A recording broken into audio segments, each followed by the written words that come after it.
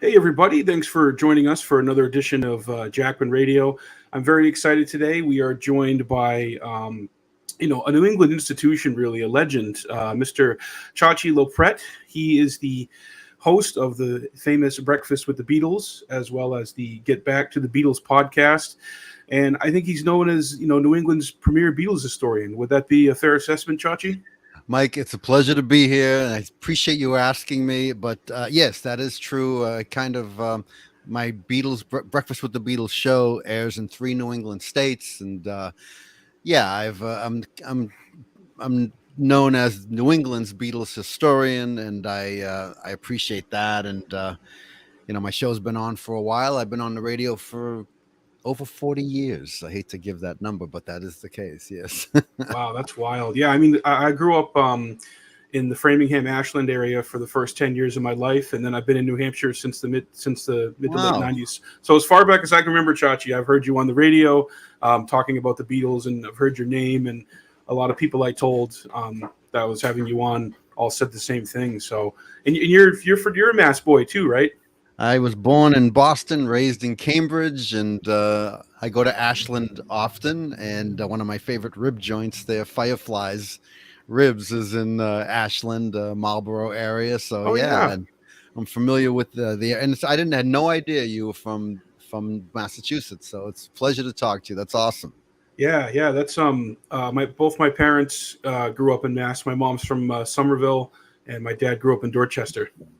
My And word, I grew up in Cambridge, next town over to Somerville. I used to bring my newspaper money to Somerville when I was a kid when I delivered newspapers. So wow, yeah. that's awesome. So Mhm. so I was kind of reading on your website, that talks about Breakfast with the Beatles. You've been like you were an instant fan since you saw them in '64 on Ed Sullivan. Is that That's kind of how the correct. story goes?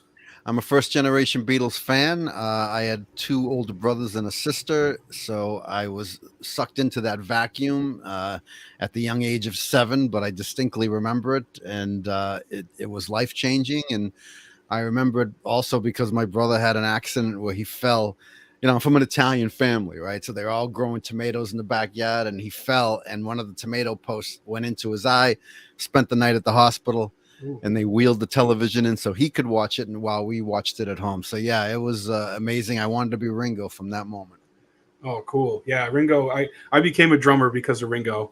I've been playing drums for most of my life since I was like 13, and Ringo is my biggest inspiration and still is as far Yeah, as I drums. I loved the fact that he was up on that pedestal and having fun, and I was attracted to that. And I have a Ludwig kit in our home downstairs in the living room. So yeah, I've been a drummer. I haven't played in a long time because I'm in radio and doing all these other things, but nonetheless, I was a drummer first. Yeah. Oh, that's awesome. Yeah, me too. And I've played in several bands over the years, and I always push for Beatles covers. We currently do Don't Let Me Down, Hey Jude, and um, I Want to Hold Your Hand. So Well, I will tell you, one of my favorite songs to play is "Don't Let Me Down." I think Ringo really had a command of the hi hat, and he had. I've interviewed, as you know, I interviewed him a lot of times, and we talked about his drumming, and he certainly was talented, or lefty playing on a right hand kit, and that's what made him special and very unique drum style. And for a while he was unappreciated or underappreciated, I should say. But I think through the years he's become an acclaimed drummer, and so many musicians, reference him in their formation of being a drummer. So good for Ringo. yeah, there's a great video that came out a few years back. It's got his his famous kit, and they got like Dave Grohl playing it, Chad Smith. I think Abe Laboriel Jr. is in the video. All these amazing drummers who were inspired by Ringo, and it is great to see not so much the validation, but that other drummers who are highly respected are vouching for Ringo and saying, "Yeah, are you kidding me? This guy's one of the greatest of all time." And I like the description of him as a lyrical drummer. Like his Hmm. drums go along with the vocals and the words in the song, and it's just a style unto itself. And I say to people, try emulating that. You think Ringo is like basic or not his techniques are not too hard. Try doing Day Tripper or a Day in the Life or the drums to Ticket to Ride. I mean, Ticket to Ride. That drum line, Brilliant amazing. drum, brilliant, and he was a brilliant subtle drummer. And in my conversations with him, he said once, "I knew when not to hit the drum." And so his subtlety was always top notch. And for the greatest band ever, he was perfect. He fit in perfectly. And yeah, try playing Strawberry Fields. I mean, Beatle tribute band drummers practice that over and over again. Or Rain, which he said many times was his favorite drumming song. And he hated solos, but nonetheless, he lifted the Abbey Road album with that brilliant solo. So good for him. Yeah, that's true. He's not too big on solos, and I have to say, as a drummer myself, I'm not a huge solo guy either. I don't really.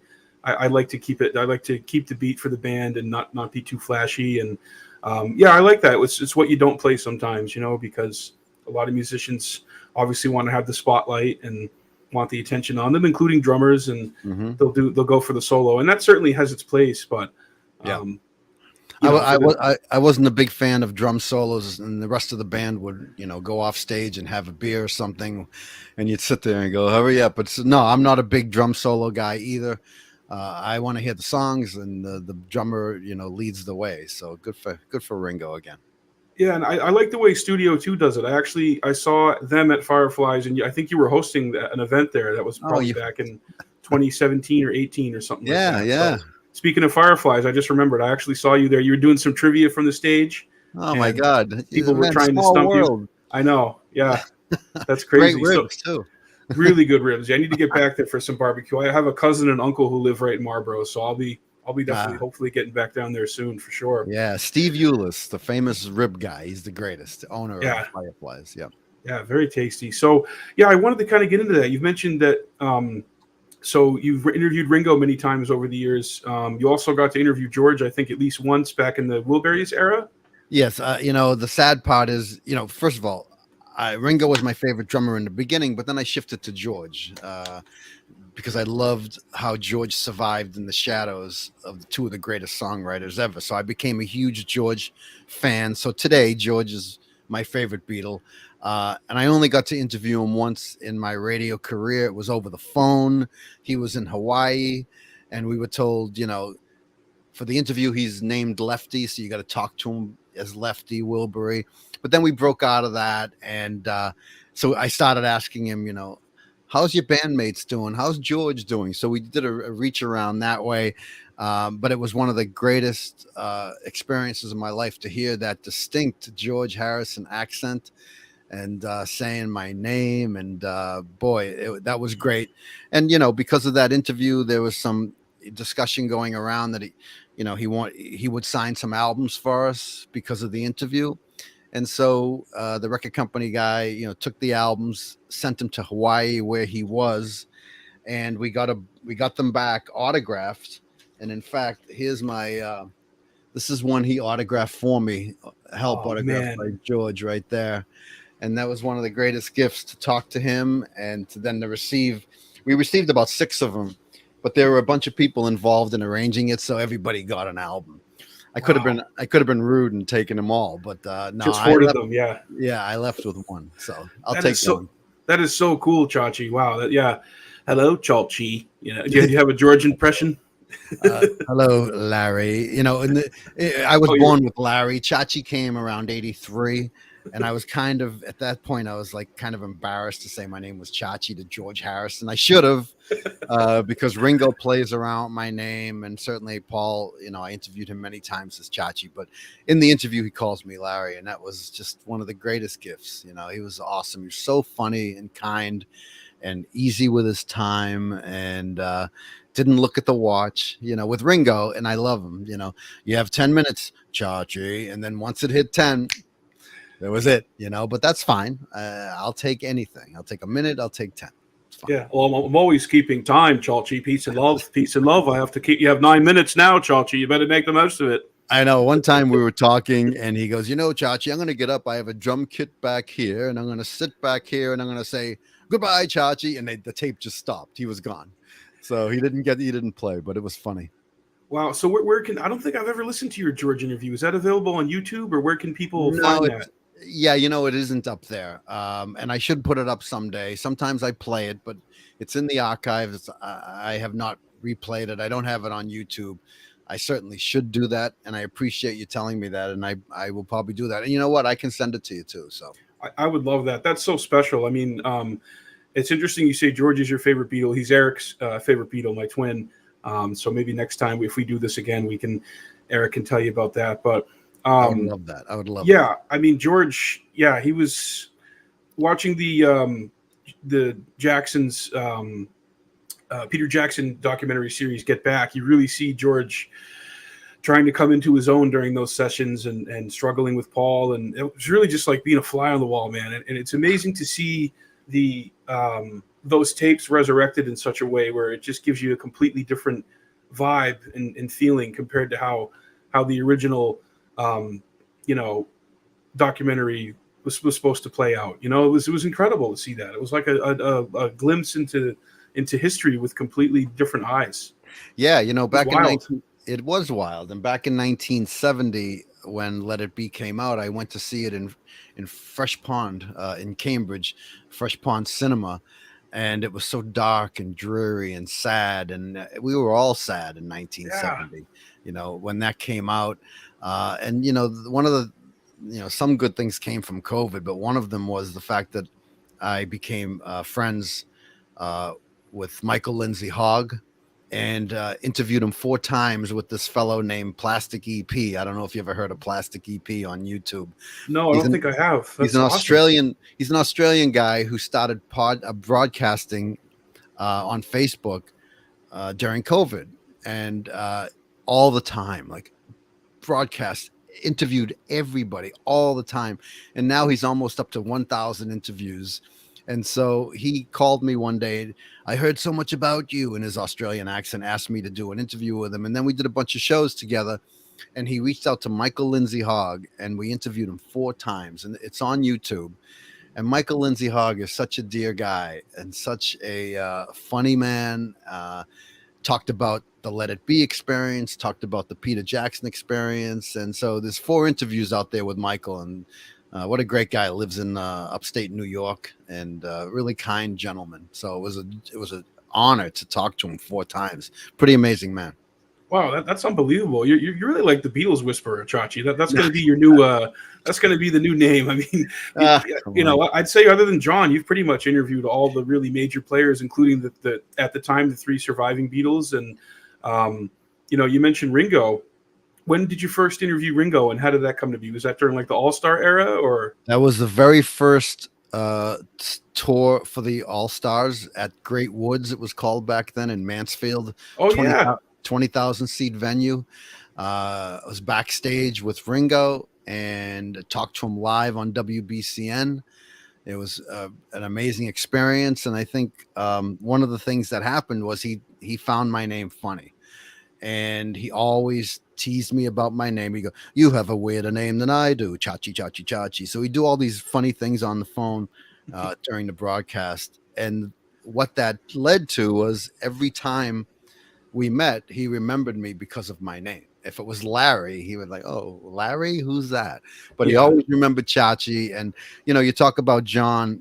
I grew up listening to WBCN radio. I'm sure you probably know about BCN, being from the area. Groundbreaking radio station. And, I worked at Polaroid in the 70s. And, back then, if you worked at Polaroid, you were set for life. You didn't have to find another job anywhere. You'd be taken care of. You'd have a pension. And so I left Polaroid in 81 and got a job at WBCN. So it was like a blessing. And by that time, John was already gone. But you know what? When we lived in 75 to 80, being from Boston, Massachusetts, John was just 4 hours away in New York. And he was just walking the streets. And I always said, one of these days, I'm going to go to New York and hang out at the Dakota, and John will come out. He meets people. He signs autographs. He goes to his favorite deli for breakfast. And I never did it.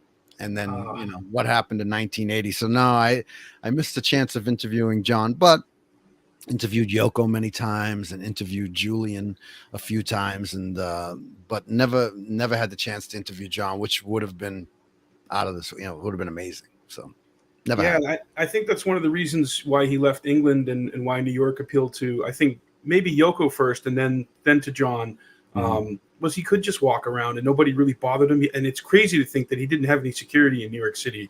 Like, No. obviously, it was a different time, but yeah, I was reading a story recently about that fellow who posed as like a VCR repairman and got into the Dakota. And yeah, Paul Gresh. Gresh. Yes. Yeah. Gorish, maybe something like that. Yeah, I think he passed recently. So I mean, if you went during that era, considering he wasn't really actively making music until Double Fantasy, you definitely would have been able to meet him and see him. So it's a wild, speculative fiction almost type thing that easily could have happened. Yeah, and look at the guy. Look at John. He's the guy posed as a VCR repairman, and you would have immediately thought this guy's a stalker. But John became friends with him, and even used one of his photos, I think, on a 45 picture sleeve. I think that's right, of him and Yoko walking out of the Dakota. When he liked his photos so much, he actually used it on the album cover or the sleeve, back sleeve. Yeah, and God bless Paul, and that shows you, what John was like. It's pretty. And there's this old Paul story of back when he was recording with the Beatles, and the guy showed up at his door and said, Paul said, "Who are you?" And he goes, "My name's Jesus Christ." And he took him to a recording session, and the Beatles said, "Why'd you bring this guy?" And he said, "Listen, he said he was Jesus. I can't take a chance." So you get those kinds of stories. But that's wild. Yeah, it's a true story. But yeah, John and Paul, that was great. Paul Gorish. And interviewed Ringo a bunch of times, and had the privilege to be with Paul quite a few times. Even had dinner with him and some friends in New York one day, and so that was pretty amazing. Really? Yeah, it's Was it vegan? Was it a vegan dinner, ChaChi? I don't recall. I was too nervous. I had a salad, but good. It's not going to have any meat, okay? I've interviewed Paul in '86 around the Broad Street movie, Give My Regards. And then, one of the things that I've done, and I hate to talk about me so much, but being in WBCN, I was a DJ, but I was also the marketing communications director.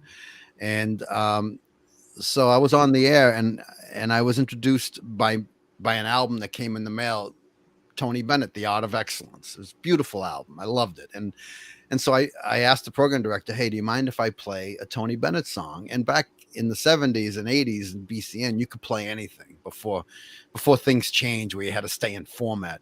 Yeah. And so I played Tony Bennett. He caught wind of it through his son, who manages him, Danny.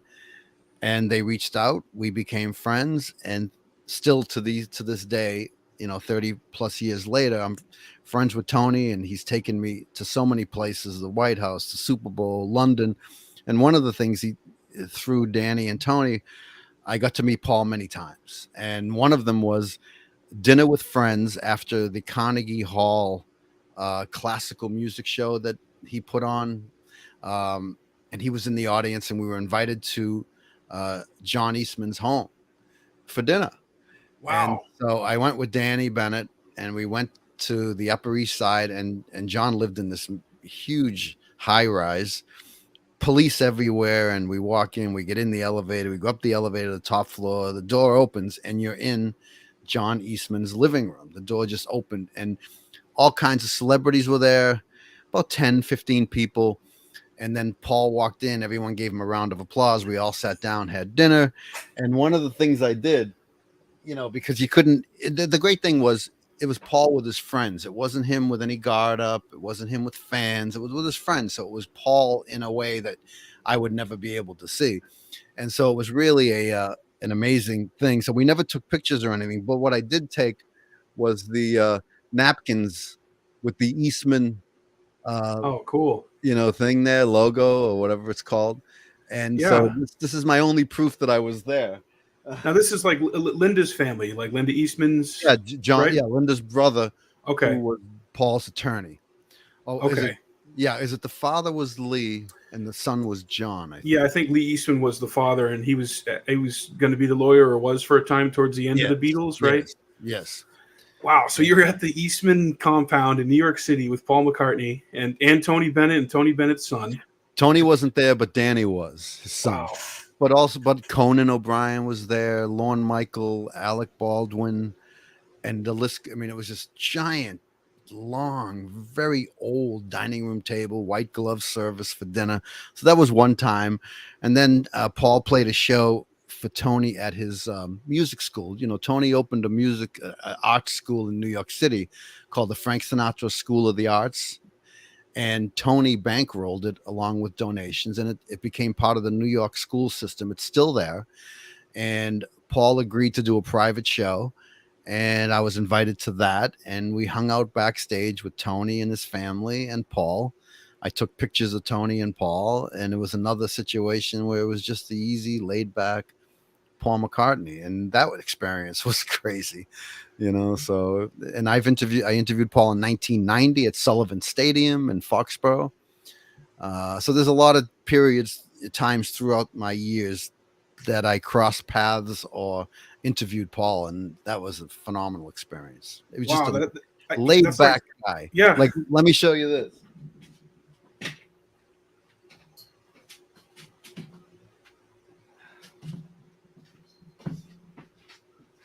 Sorry to leave the camera, but this is me and Paul and Tom Sandman, who worked at WBCN with me, and that's us in New York City at the Park Plaza, interviewing him after the Give My Regards to Broad Street album.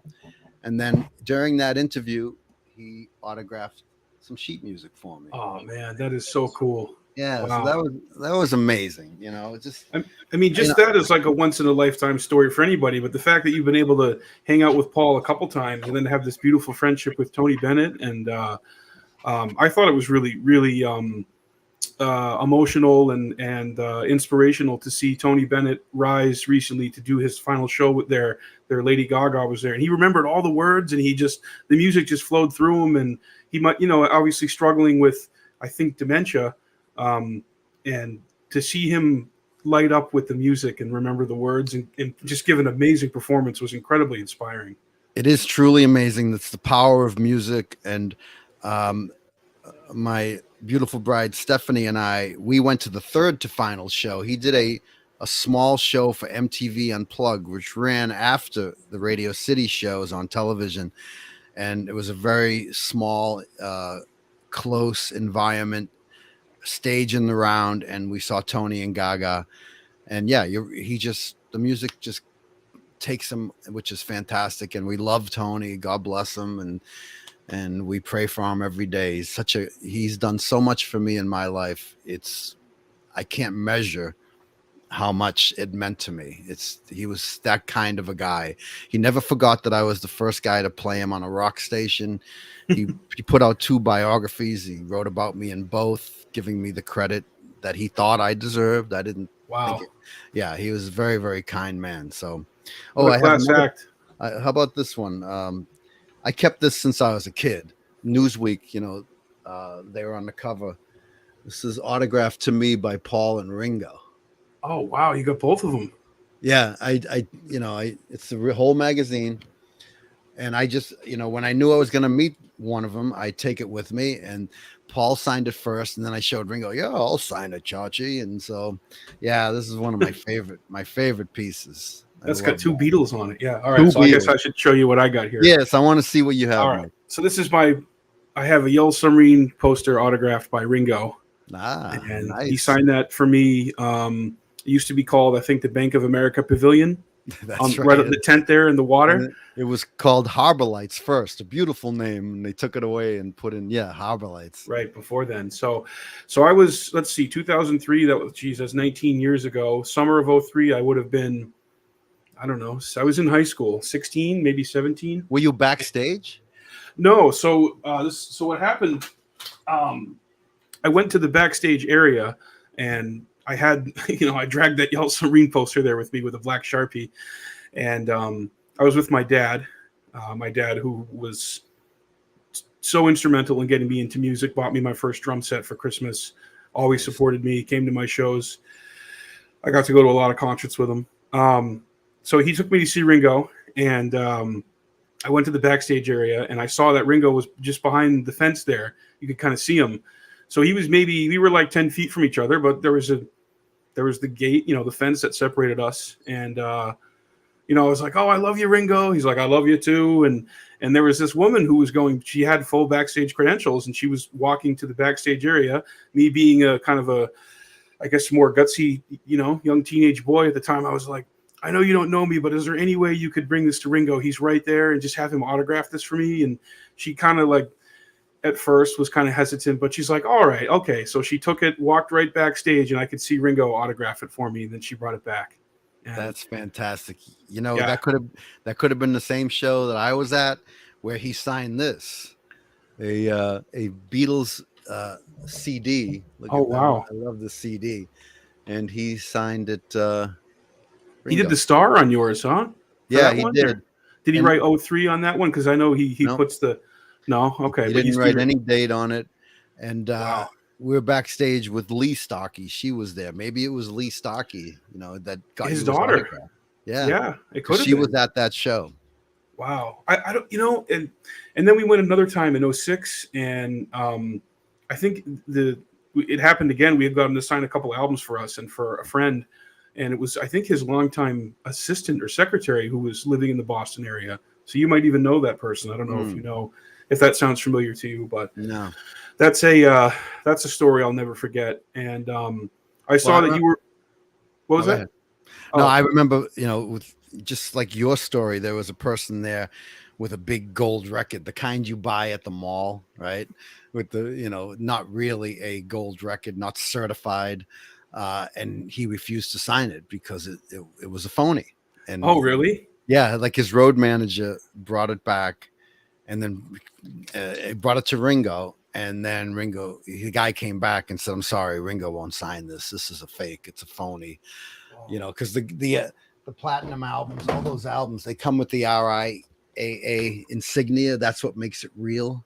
Authenticates it. Yeah. Yes, and so here's Sergeant Pepper. The record label made this for me as well back in the day, and made out to me. So these are real when it has the RIAA symbol on it. The others in the mall, they're worthless. Yeah, they're just cheap, probably knockoffs, basically. Exactly. Yeah. People making money off the Beatles, and Ringo sent it right back. But I interrupted you about to say something. I apologize. Oh, yeah, I noticed too. So I did get to see Paul McCartney at Fenway this summer, and Isn't that I the noticed greatest? you were there. Yeah, yeah, that was unbelievable. And you were doing a pre-event, I think, up the road. Did you get to see Paul? Did you get to go backstage or see him this time? Or I did see the show, and I thought he was fantastic. I thought that was one of the best Paul shows. I saw him in '76 at the Garden, Wings Over America, nice. and all kinds of times in between. But I thought this show was mixed great. He was energetic. They did a great job with his voice, and the band was fantastic. And you were there 3 hours, 35 songs or so, and didn't even take a break. I mean, the He didn't guy's stop. unbelievable. Yeah, And it was. So I got to take my mom. This was her first time ever seeing any of the Beatles, and that was really cool. She doesn't get out to a lot of shows, but I really enjoyed what they did with like the porch and when they did "In Spite of All the Danger." I thought that was that's really yeah, cool. That's kind of an underrated gem. That tune. it That's a cool totally story. is. And you're right. We did a party right across the street at the Verb Hotel, a little pre-party for both shows. But because of COVID, no one was backstage. Yeah, Unfortunately, COVID blew a lot there. it did, And man. It yeah. sucks. And even with the Ringo show, I usually meet him. He played the Wang Center, and I usually get to meet him because I know his road manager, I know his production guy, local guys. And because of COVID, they wouldn't let anyone backstage. But you know, uh, Edgar Winter and another band member got COVID, so they canceled the tour, and then he got COVID, and they canceled the tour. But they're back on the road now, which is great. Yeah, Ringo just had it last week, right? But now he's Yeah. he's negative and he's feeling. And look, I mean, he does 82 years old. He looks like he might be 60. Both It's of them crazy. unbelievable. Yeah, I don't know if you saw Yeah. the picture of online of Paul standing on his head. I did see that. Yeah, in the living room there by the TV. Yeah. And you got to be a special kind of guy to be able to do that. And he's a vegetarian. He does yoga. He does all that stuff to keep him healthy. I'm sure Ringo does the same kind of thing. He has a personal trainer. You got to do it, as we get older. So good for I think both. Ringo has said too that he stopped drinking alcohol in the '80s. So I think he's probably been, and Paul, of course, I don't know that he's a big drinker, but yeah, no, I mean, obviously those guys have taken really great care of themselves. And you mentioned Great Woods earlier, so I never got to go to Great Woods. I was supposed to see Electric Light Orchestra there in 2001 with my dad, but they actually canceled that tour because of lack of ticket sales, if you can believe that. I And now cannot believe that. ELO's like bigger than ever now, and so that's Jeff Lynne's on my list, man. Like, I've never seen ELO or Jeff Lynne, but I did get to see Brian Wilson, Al Jardine, and Blondie Chaplin at Great Woods. Well, I think it's whatever it's called, Xfinity Center, this past July, and they were on the bill with Chicago, and that was a great show. Well, I saw ELO in the mid 70s, like 77 maybe, at the Boston Garden for the well, I forget what tour it was, but it was phenomenal. I'm a huge Jeff Lynne fan, and that ELO show, I'll never forget it. It was amazing. Yeah, I love how he came into the Beatles universe really through George, I think during Cloud 9, right? George was trying to figure out how he could get him to come produce, and it's like, are you kidding me? Jeff would be, obviously as a huge Beatles fan, would be floored. So it's been really great and interesting to see Jeff work with, I think he did a McCartney album in the mid to late 90s with Beautiful Night. Was that? I don't think that's the name of the album, but that song's on there. No, it's not the name of the album, right? The album, I forget what the album. Flaming Pie? Is that the one he did? Is that? Could very well be. I think it's Flaming Pie, yeah. And obviously I love Jeff Lynne's work on the reunion. I mean, Real Love and Free as a Bird. I thought he did a phenomenal job on that, piecing that together. Yeah, he did, and he worked with the Wilburys, and I think Cloud 9 is such a masterpiece of an album. And I always talk about it on my show. If you haven't heard the Cloud 9 album from start to finish, you're missing out because it's such a beautiful record. It really is. Yeah, that's the first George solo album that I really got into. I bought it on CD. I had it on CD from a Strawberries. And so that, I mean, that's cool to have that, even to have that memory. You know what I mean? Yeah. At this point. And I got my mind set on you, Someplace Else, Devil's Radio, When We Was Fab. I mean, just song for song, man. That album is really underrated, I think. And then the players he's got on it: Gary Wright, Elton John, Ringo, Jeff Lynne. It's phenomenal. It's a phenomenal album. I remember when the album came out, we were invited to a castle. I forget where it was, but I still have the invitation. It was a listening party, and it was truly an amazing album. Wreck of the Hesperus. And I always tell people, listen to Cloud 9.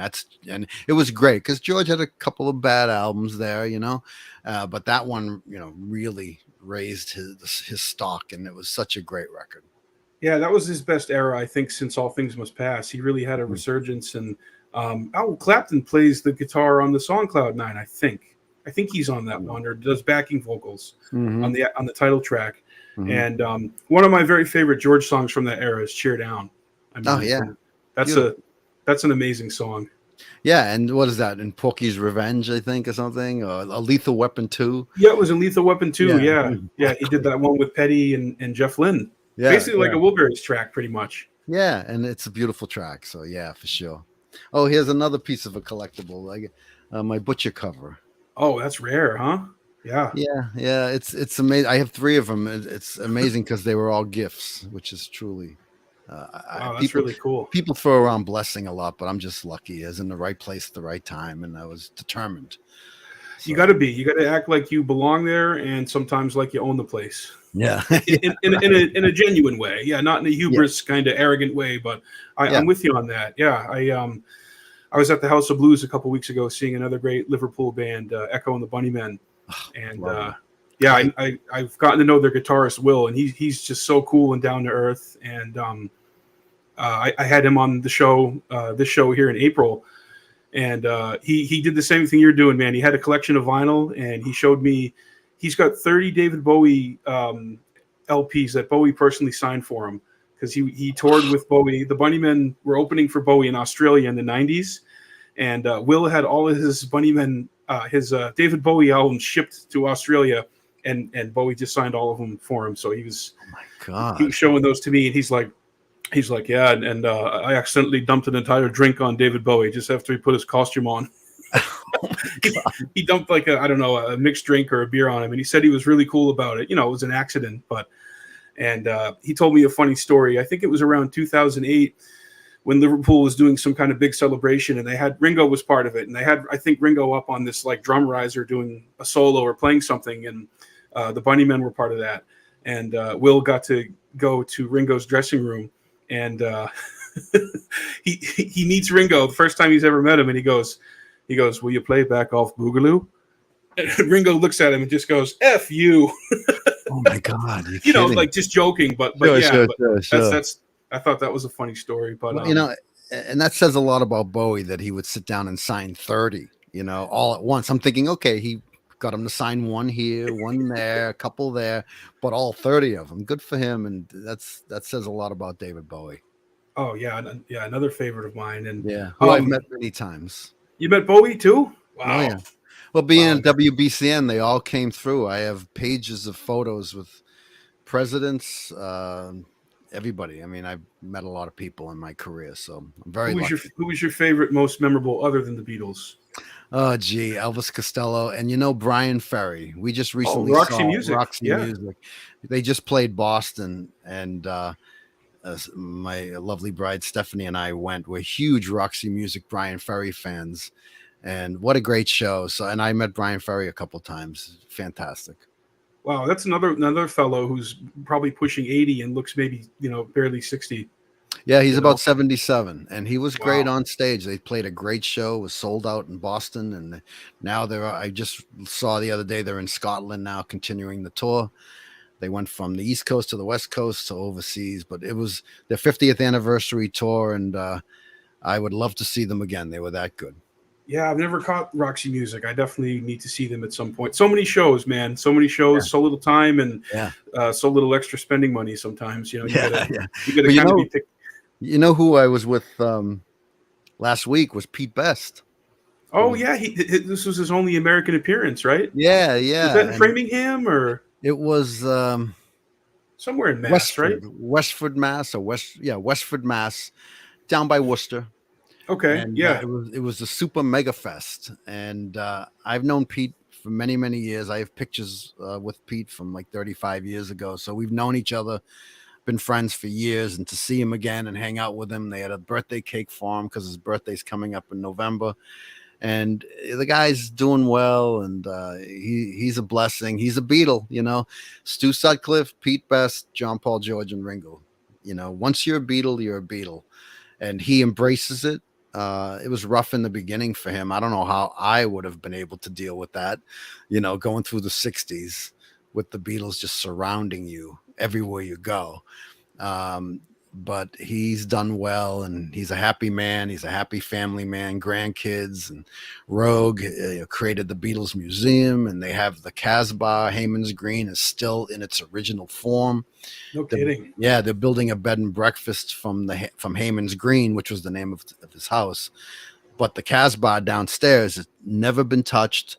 It was painted by all four Beatles, Pete, John, Paul, and George. They decorated the walls, painted the ceilings, and you know what? The Cavern Club, right? They knocked it down. They didn't have any idea what it would mean in the future, and they rebuilt it down the street. Yeah. But Pete, and the Casbah, they had the wherewithal to say, don't touch it. And now it's a major tourist spot. People go there and look at the art of John, Paul, George, and Pete all over the walls. And so Pete was great. And you know what? Out of all the celebrities that were at the Super Mega Fest, he got the most action. He got the longest lines. He gave the most autographs. We hung out with him for the afternoon, and we hung out at night and had a little birthday party for him. And what a fine gentleman he is. Really, great guy. Wow, that's awesome. Yeah, I met Pete back in 2008. He actually performed at my cousin's family's restaurant up in Agunquit, Jonathan's up in Really? Maine. Yeah, and he was there, Pete Best Band with Rogue on the other kit, and it was surreal watching him. I was like 5 feet from him, watching him play "Cry for a Shadow" and "My Bonnie," and I was like, and then I got a photo with him. I'll have to send that to you. And Please. he signed. I had the Silver Anthology, the big book. I had him sign a couple of couple. I think it was Astrid's photos from that book. Sure, Really sure. nice, glossy, and he signed a few of those and an autograph for a friend. And he couldn't have been more of a gentleman and more friendly for sure. Yeah, and That's all you hear about him. I had him on the radio show, and he remembers everything. He remembered all the stories. He elaborated on the stories, Wow. and he's on a No Boundaries tour in the UK doing speaking engagements. And his No Boundaries tour is ask me anything. I will answer any question. Don't hold back. Because Wow. back in the day, you had to think, okay, I don't want to say that. I don't want to, I don't want to upset him. But no, he's currently on a No Boundaries tour. So good for Pete Best and good for Rogue. They were both in town for Super Mega Fest, and that was a lot of fun to catch up with them after all these years. And I got to tell you, I don't know if you ever heard the Heyman's Green album. I haven't. I've heard of it because that's his band doing original stuff from like what, 06 or something, or 08 or. And I got to tell you, Mike, it's fantastic. Just listen to the title track, Heyman's Green, or the song Broken, which is his story of being, let go by the Beatles. And so Heyman's Green, I think it's a fantastic record. It was nominated for a Grammy, but it never made it into the second or third round, or however the system works. But it should have, because every song is strong. The lyrics are very revealing and honest. And the title track, again, Heyman's Green, it's a hauntingly beautiful song. The song Broken, which is about him being let go, is such a fantastic song. So I recommend it to everybody. Cloud Nine, Heyman's Green, it's two great records. These are our somewhat obscure Beatles, because obviously there's a lot of albums that get a lot of play, like Band on the Run, All Things Must Pass, Imagine. But there's so many tertiary albums that are actually really incredible, whether it's solo from the Beatles or in this case, Pete Best, the original drummer, or even their children. Like I've really enjoyed Donnie Harrison's music, and the work that he's done, to preserve George's legacy is incredibly impressive. Yep. And my favorite Julian album is Photograph Smile from like 98. That's an unbelievable album. I mean, he's he obviously had some success in the 80s with Valette and Too Late for Goodbyes, I think, and Saltwater. Yeah. But that's an underrated album if you've never really listened to that one. Yeah, well, Photograph Smile. I had the chance to interview Julian Lennon at the Four Seasons Hotel when Valette came out, and he played Great Woods and sold out 20,000 people. No kidding, really? Yeah, it was fantastic. And we Wow. interviewed him at the Four Seasons prior to the show, and he was very, very kind and autographed a couple things for me. And yeah, Julian, talented guy, interesting story of his life. I'm just glad that Sean and Julian are close. That's fantastic. Julian is doing it. He just put out a new album called Jude, and so he's a very, very talented man. So good for Julian Lennon. Love him. Yeah, I saw that he has a new album out. I need to check it out. This got damaged. This got damaged in some moving, but nonetheless, it's a famous photograph. It's a little wrinkled. I screwed it up. But there's, that picture, right? Oh, yeah, with Cynthia, John, and Julian, right? Yeah, right. So up top, Cynthia signed it. Oh, cool. Down below, Julian signed it. And unfortunately, the photo got a little damaged, but nonetheless, it lives. Wow. And Cynthia was the sweetest. Interviewed her several times. That's a strong woman. She's a beautiful lady, and she was so kind. So God bless Cynthia. Yeah, I want to read her book, Twist of Lennon. And I think she wrote it. I think she wrote 2 books about John and about her life experience, and that must have been a fascinating interview. It was. I'm going to leave my chair once more. Okay. Folks, he has a Beatles museum and archive in his room there down in Massachusetts. Yes. He's got the Fort Knox of Beatles material. Oh, my God. I can't find it. I had a Twist of Lennon. Oh, cool. Autographed. No, not autographed, but just somewhere. Yeah, it's all everywhere. The stuff's everywhere. I got to meet Sean in 2006 at the Paradise Rock Club when he was touring for his Friendly Fire album, and in 08, 06 and 08, or no, 06 and 07. He was there. Wow. I saw him twice there, and I love that album too. I mean, that's an amazing album. And he came out after the show and actually chatted with all of us and signed autographs and was just really friendly. And yeah, it was a very surreal moment to see him and meet him. And because he really does remind you so much, obviously, of his father. But Hmm. and that's got to be so tough, just always being compared to your father and asked about it. So I didn't want to ask him about that. I was just genuinely a fan of his album, and he did one in '98 called "Into the Sun," which I also liked. So I Hmm. think he liked being asked about that rather than being asked about his dad. Yeah, and that's part of the reason because I've put requests in numerous times, and they don't necessarily want to come on a Breakfast with the Beatles show. They think that we're going to talk about the dad. But you know what? I did see Yoko and Sean at the Paradise. They did shows together. They went on tour together, and so I was there for that. And I was backstage, and the record company guy, he's passed on. God rest his soul. Great guy, but he also, drank a lot. And we were backstage, and he was drunk, right? And so Yoko's road manager came up to me and said, "Listen, Chachi, would you mind introducing Yoko and Sean to everybody because the record guy was totally blitzed from Oh drinking so no, much." jeez. So I kind of ran the backstage, introduced everyone to Yoko and Sean, and it was a lot of fun. It was a lot of fun. Wow, that's cool. We got a super chat here, Chachi. What do we got? JC wants to know your thoughts on "Let It Be Naked." I love Let It Be Naked. I love all the alternatives. We've lived with this music for so long, so I love the alternate versions. I love Let It Be Naked. It's a new perspective on something that we have lived with since, in that case, 1970.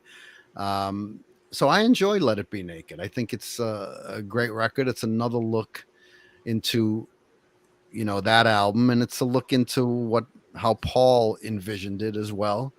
And so I do enjoy Let It Be Naked. I think it's a great record. And I play a lot of that on my show. I play a lot of alternate tracks and have been playing alternate tracks for years. This weekend it's a B-sides show, and I the great thing about the station I'm on, they have turntables. So we play vinyl, and I this weekend I'm going to play Beatles B-sides from all over the world. I have a pile in the back here from Germany, France, Barcelona, Canada.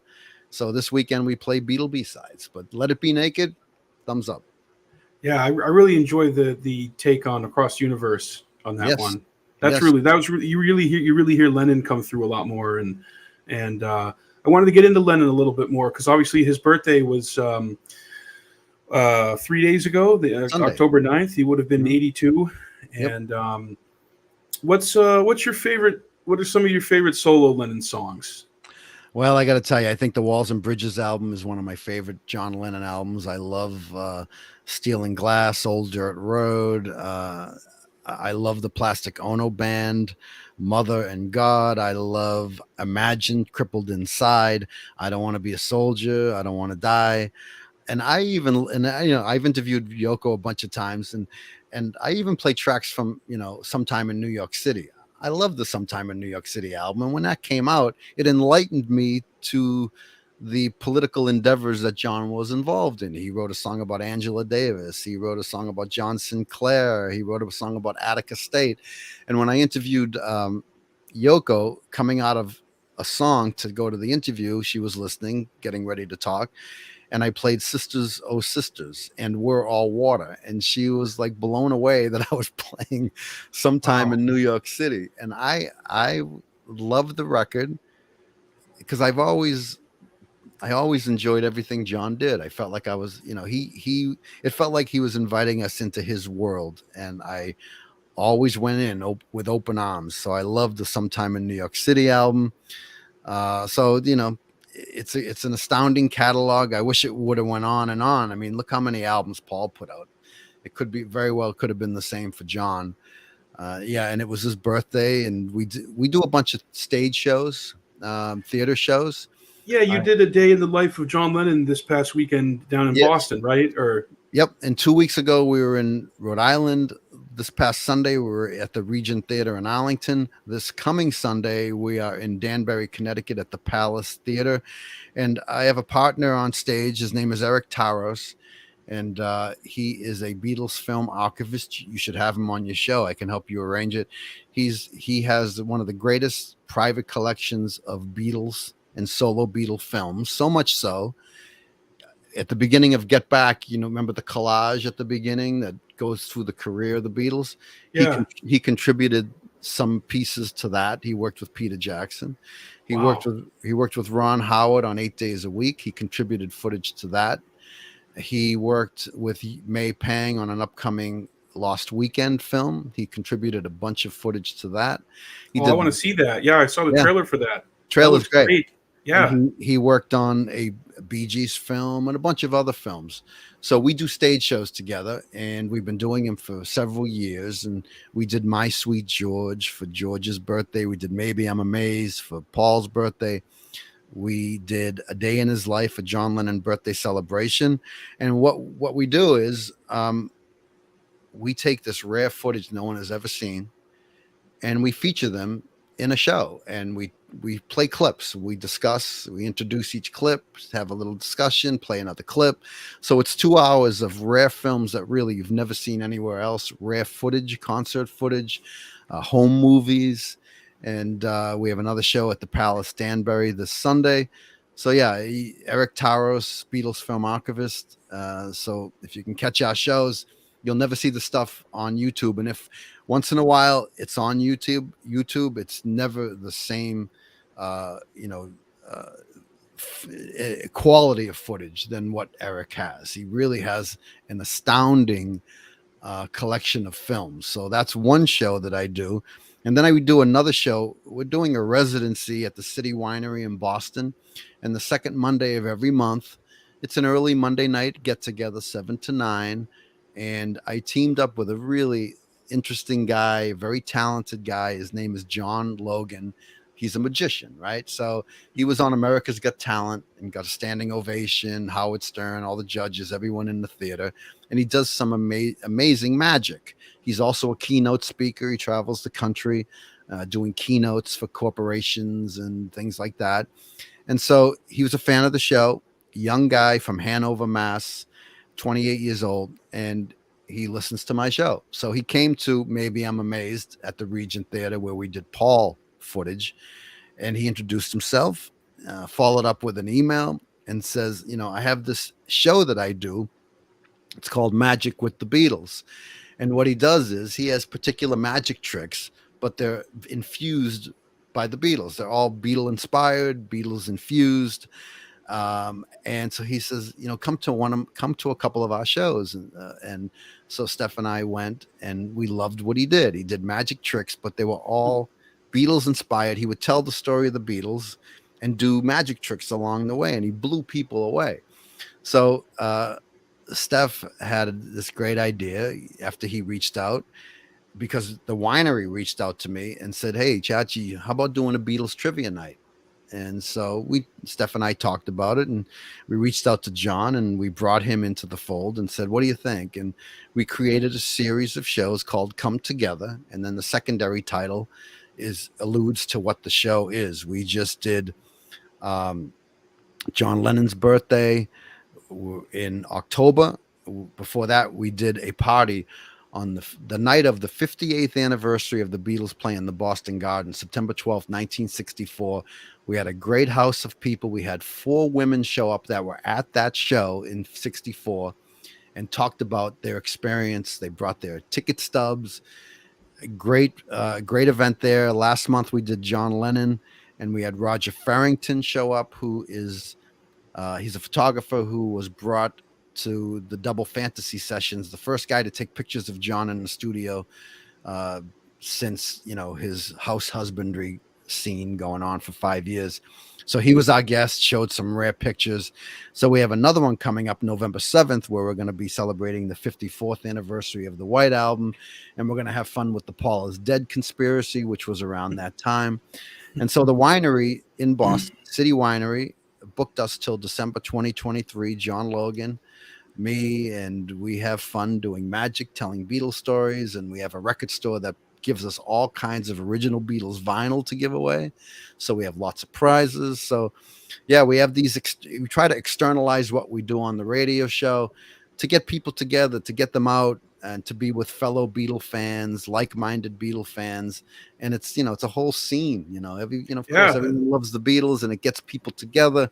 They tell stories, and it's just really an amazing thing. So City Winery, Boston, the second Monday of every month, and the stage show with Eric, and we'll be at the Danbury Palace Theater on Sunday afternoon at 3 o'clock for another John Lennon birthday event. Oh, I got to make it out to one of these sometime. You're Obviously, always in invited, Mass, Mike. or if you do anything in New Hampshire. I'm up in Peterborough, New Hampshire. So, We're looking for venues up in New Hampshire to bring our show. So, are you? Well, yes. yeah, I know a couple of places. I can see Please. if we actually have a pretty legendary town hall. I mean, where all the politicians speak at every cycle. Mm-hmm. Like I've met every presidential candidate there since the year 2004, Wow. and we have concerts there too. I'm trying to think who we have had recently.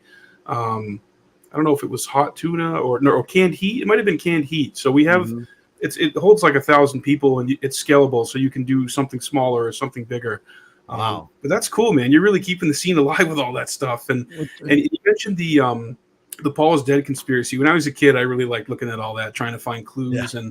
But there's really a whole subset of conspiracy culture like around the Beatles. And during the 2 years of the COVID lockdown, we all had a lot of time on our hands, and I'd never really delved into the Paul is Dead or any of that stuff. And I did a whole deep dive into that, and found myself watching several hours of the Beatles, anything from Paul is Dead, he was replaced, to the Beatles didn't write their own music, to it was a different drummer on the first couple albums. And I don't know how deep you've looked into any of that stuff, but I mean, there's a whole book on it. The Walrus Was Paul, filled with all the clues. Some of them are pretty outrageous. Some of them are, like one. They say that the one clue was the Yesterday and Today album, because Paul is sitting in that storage chest, right? And how could that be a Paul is Dead thing? Because that was Yesterday and Today in '65, right? And so but there's a whole book on it. And so we're building our Theo show. Adorno. We'll say that again. They talk about how Theo Adorno really wrote all their music, and that composer from the Tavistock Institute. I'm sure you've heard all that stuff. I have, but so we're gonna have fun with the Paul is Dead conspiracy. But you know what? It was an amazing time in '68 to '70 when that was going on, because it seemed like Beatles record sales were, they were okay, they were good. But when that conspiracy was revealed, record sales went through the roof. Everyone had to have the Sgt. Pepper. Everyone had to have the White Album, Magical Mystery Tour. They wanted to see the clues, and so that was a big deal back then. We all knew it was fake, and of course, it's fun. It's entertaining. It was fun. And Paul's on Life magazine. Hell, if I was dead, I'd be the first to know. I love how he spoofed everybody too, where he was like, he did a solo thing walking across Abbey Road. I think it was called Paul is Live. It was a live album. That's right. That's right. With Martha, one of Martha's pups. That was one of Martha's pups. That was. Oh yeah, the big shaggy dog there, right? Yeah, that was one of the babies of Martha. I got this one in the mail. I read over the summer by Fenton Bresler about John Lennon, called "Who Killed John Lennon." Have you ever heard of that one or read that? No, I have not seen that. That came out in like '89 by a British author, and it's interesting because Sean mentioned it in the '90s in an interview he did for some New York paper. That he wasn't necessarily sure that Chapman acted alone, or who actually sent him, or what he was involved in. So I never really looked too deeply into John's killing, because it's so sad and so ugly and so awful. But I read it. I mean, I think what happened was Chapman was stalking him, and he went to Hawaii, and then he came back and he shot him. And because 1980, because of that time, and because, like we said earlier, John didn't have security.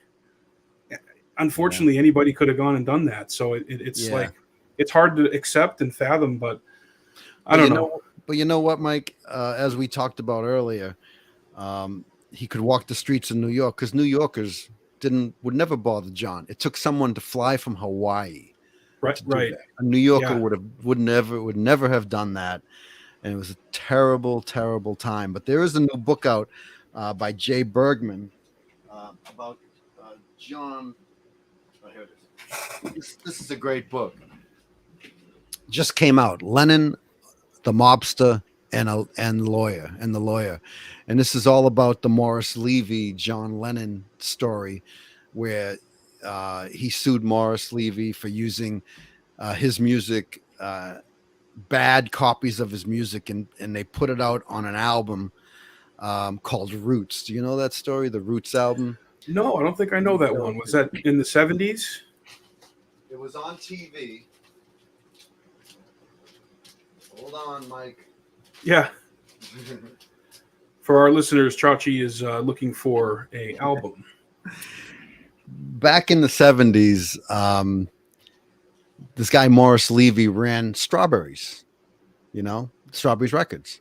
Okay. Oh. Yeah, it was his, but he was also tied in with the mob. He was the mob, a lot of people say, and and he befriended John. And they've had a lot of discussions about working together, and so Morris Levy put out a John Lennon album, unauthorized. You could buy it on television. Back then, you could order an album on TV and order it COD, right? Remember, you give the mailman Cash on money. delivery? Yeah. That's correct.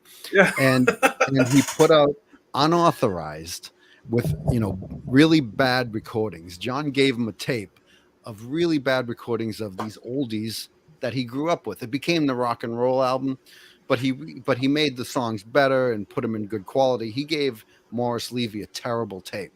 Morris Levy put it out on an album, used a terrible picture of John, and you could buy it on television. If you have the album today, it's worth thousands of dollars, right? Wow. And so this is what it's about, the book. And John wins the case, but here's the album. Oh God, that is a terrible photo. Yeah, called Roots. Wow. And one of the things was John was to the judge, I would never use this picture, first of all. And then on the back, Morris tries to sell his other albums. Oh, that's so cheesy. And John said to the lawyer, I would never try to sell other albums on my records. Now, Apple Capitol Records kind of did it, but it was other Beatle albums. It wasn't like a hard sell.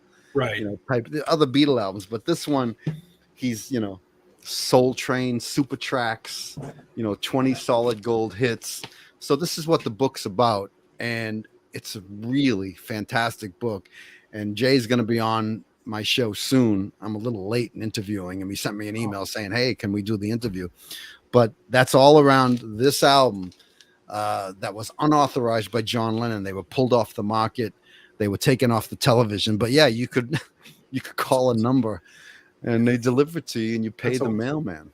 That's a wild story. Another Lennon story that, I really enjoyed the documentary, The U.S. versus John Lennon, and really showing how I think the Nixon administration were really trying to mess with him and deport him, and the FBI were spying on him. I mean, so it's like when you hear, maybe the government had an axe to grind with Lennon, of course they did. I mean, he was... I read too, I didn't realize this, Lennon was actually going to be flying out to California to take part in a protest the week he was killed. Did you know that story? No, I did not know that. Yeah, he was going to go with Yoko. I'll have to get the details on that. But yeah, I mean, certainly Lennon was Lennon is my favorite Beatle.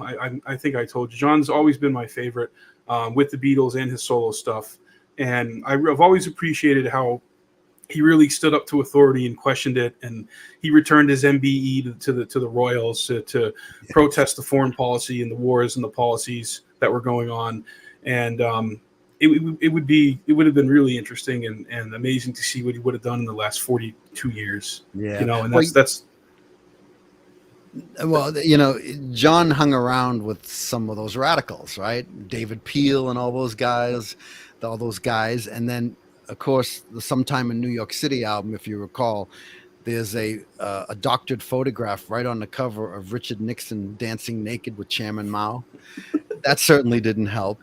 But that's so subversive. He's always so subversive. I know, and he really pissed off Nixon. But the fact that the Nixon administration would be afraid of John Lennon, and I know he reaches so many millions of people, but for the Richard Nixon administration to be afraid of John Lennon, and John knew that they were tapping his phones, and he'd see FBI people following him in his car. So, and he was paranoid by that, but John was hanging out with radicals, puts the picture of Nixon and Chairman Mao dancing naked on the Sometime in New York City album. It didn't help his case. No, no, he already had a target on his back as it was as a Beatle, but then to really be speaking about those issues and really saying something, I mean, with this platform, is so ahead of its time and really such an incredible thing, to do. I mean, he didn't have to do that. He could have just retreated and not ever said anything. Yeah, he could have So been like the other three Beatles and just made albums and didn't, get political. But he was an outspoken guy, and that's what made John so special. He wasn't afraid of anything. The Bed In, and certainly the Two Virgins album, and oh yeah, but God bless him, and that's what made John special. And yeah, you talk about returning the MBEs. There's that famous story of John sending his driver to Aunt Mimi's house because Aunt Mimi had the MBE on display in her home, and his driver, said, Mimi, John wants his MBE, and she's like, well, what does he want it for? He goes, I don't know, he wants it. And so she said, make sure he brings it back. And she had no idea. And she was so angry when she found out that John sent it back to the Queen, because that was Mimi. She loved that. yeah. They need a lot of the proper British folks but I think he probably would have continued to be outspoken against the Queen and the Crown. And I certainly appreciate Morrissey for that.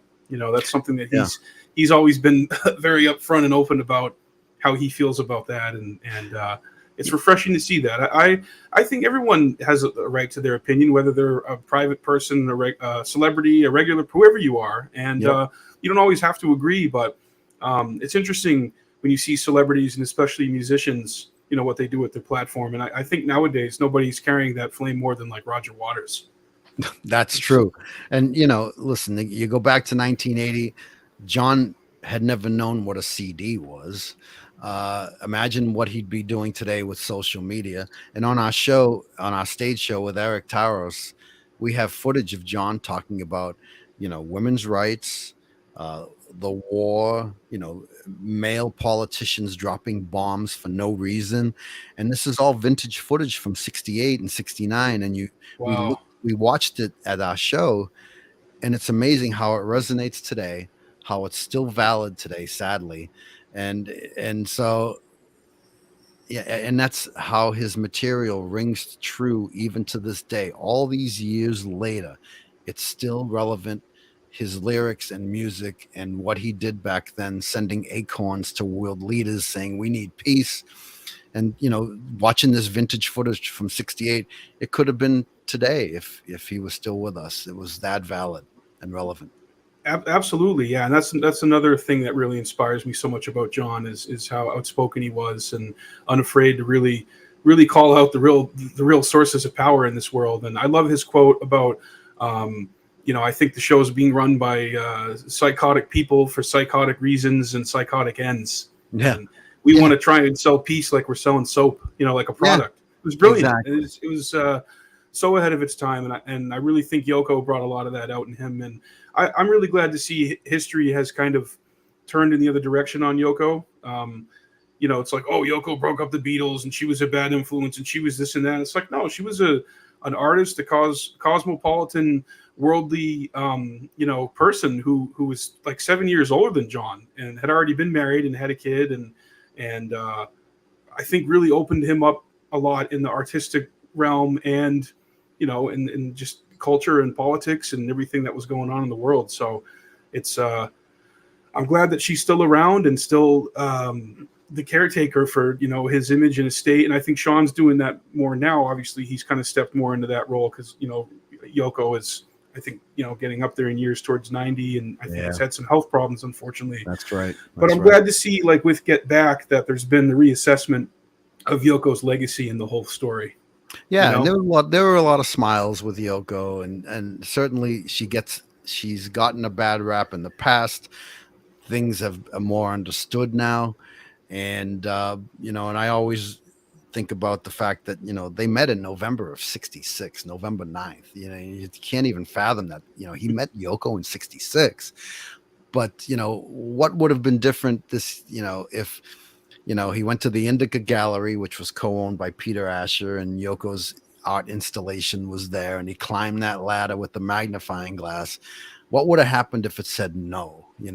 Right. You know, It's uh, because it said yes, Chalchi. It said yes. that's right. And Yeah. listen, you can't think about what ifs, but life might have been different today if it said no.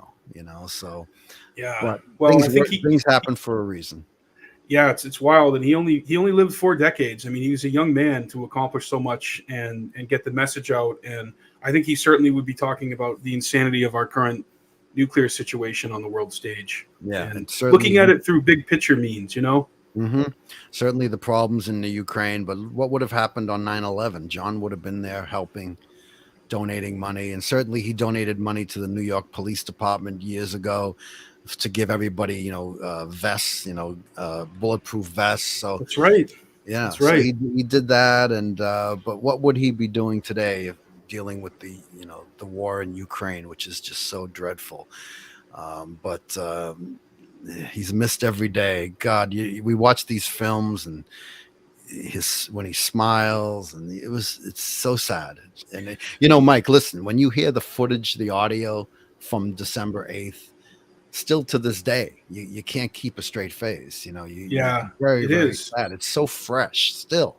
Yeah, I mean, I wasn't even around for another 6 years, and it's always bummed me out, to Yeah. to watch the coverage. And but it's inspiring to see everybody who gathered outside the Dakota singing "Give Peace a Chance" and his songs, and I think that still resonates to today, and that message will always be around as long as there's people to remember the music. And I love I think probably one of my favorite Lennon solo tunes is "Watching the Wheels." I mean, Oh yeah. that video too, man, just him walking around with Sean and Yoko, and just trying to.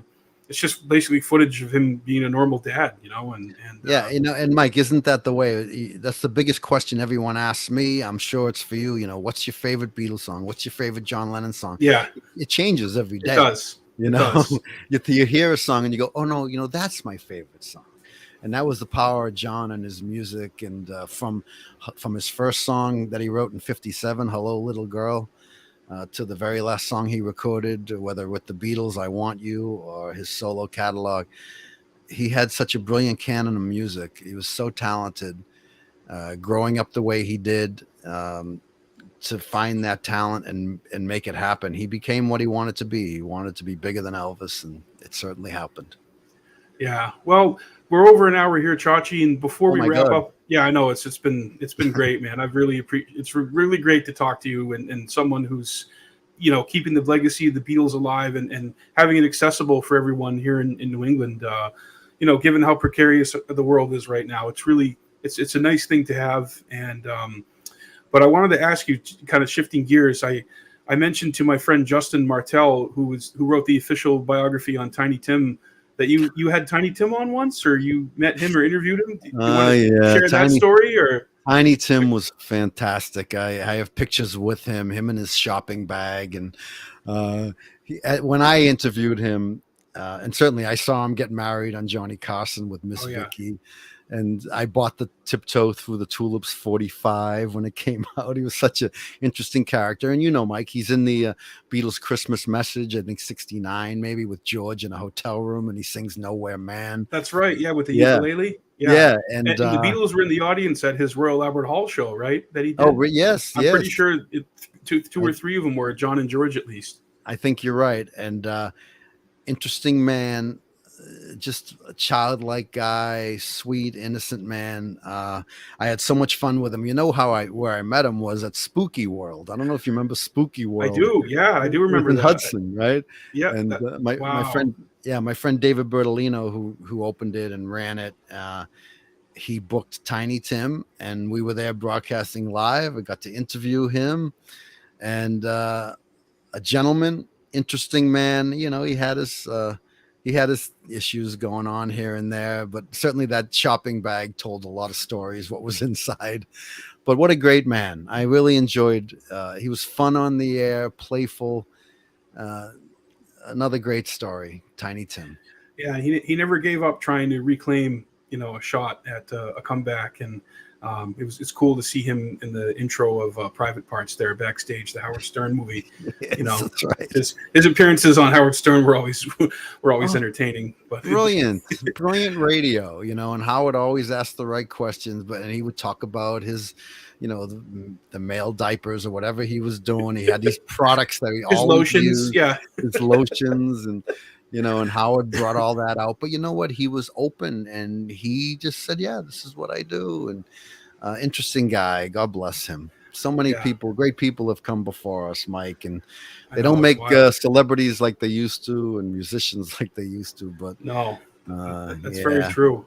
But I wanted to ask you about that. If you ever get a chance, Justin's book is fantastic too. It's called Eternal Troubadour. About Tiny. Yeah, it came out in 2017. I want to read that. It's authorized. It's the only authorized Tiny Tim biography by his estate. I think by his third wife, who he was married to when he passed in '96. Well, I wrote it down. I'm going to go pick it up on Amazon. That's fantastic, and thank you. And I do want to say that I was thrilled when you reached out. Sorry not to be with your brother Eric. Maybe we can do it again sometime. But I'd love to. Let's keep in touch. I'll hook you up with Eric if you want to interview him. He's a world of information, and maybe we'll come to New Hampshire with our show. And I'm always here for you, Mike, if you ever need anything. I enjoyed the conversation. And Jesus, I can't believe an hour and 15 went by. It's that much fun. So thank you. Absolutely. Well, thank you so much, ChaChi. I appreciate it. And folks, you can listen to ChaChi in Boston at 91.9 and on the New Hampshire Seacoast at 92.1. The Breakfast with the Beatles podcast is available where all podcasts are. And of course, you're still doing the Get Back to the Beatles podcast. That is correct. Next guest will be Jay Bergen. I'm late, but Lennon, the mobster, and the lawyer. Good book. Fantastic. All right, folks. Thank you so much for watching Jackman Radio. We will catch you next time.